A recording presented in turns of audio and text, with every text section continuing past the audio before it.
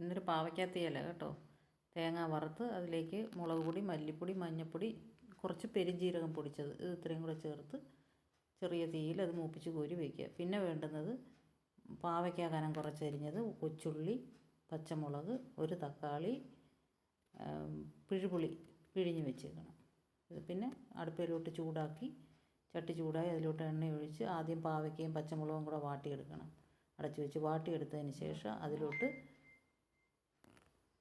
കൊച്ചുള്ളി ഇട്ട് കൊടുക്കണം. കൊച്ചുള്ളി ഇട്ട് ഉപ്പ് ഒഴിക്കണം. കൊച്ചുള്ളി ഇട്ട് ഉപ്പ് ഒഴിച്ച് വീണ്ടും അടച്ച് വെച്ച് വാട്ടിയെടുക്കണം. വാട്ടിയെടുത്ത് അത് വാടി കഴിയുമ്പോഴത്തേക്ക് അതിനകത്തോട്ട് തക്കാളിയും പിഴുപുളിയും കൂടെ ഒഴിച്ച് ഒന്ന് വഴറ്റിയെടുക്കുക. ഒന്ന് ഉടയണം. അത് ഉടഞ്ഞു കഴിയുമ്പോഴത്തേക്ക് നമ്മൾ അരച്ച് വെച്ചേക്കുന്ന, വെള്ളം തൊടാതെ അരച്ച് വെച്ചേക്കുന്ന അരപ്പെടുത്ത് അതിനകത്തോട്ടിട്ട് മിക്സിയുടെ ജാറ് കഴുകിയ വെള്ളവും കൂടെ അതിനകത്തോട്ട് ആവശ്യത്തിന് ഒഴിച്ച് കലക്കി കുറച്ച് കറിവേപ്പില ഇട്ട് അടച്ച് വെച്ച് ഒരു 5 മിനിറ്റ് നേരം ഒന്ന് തിളപ്പിച്ചെടുത്ത് കഴിഞ്ഞാൽ നല്ല ഒന്നാന്തരം തീയലാണ്. ഇഷ്ടപ്പെട്ടാൽ ലൈക്ക് ചെയ്യണേ, സബ്സ്ക്രൈബ് ചെയ്യണേ.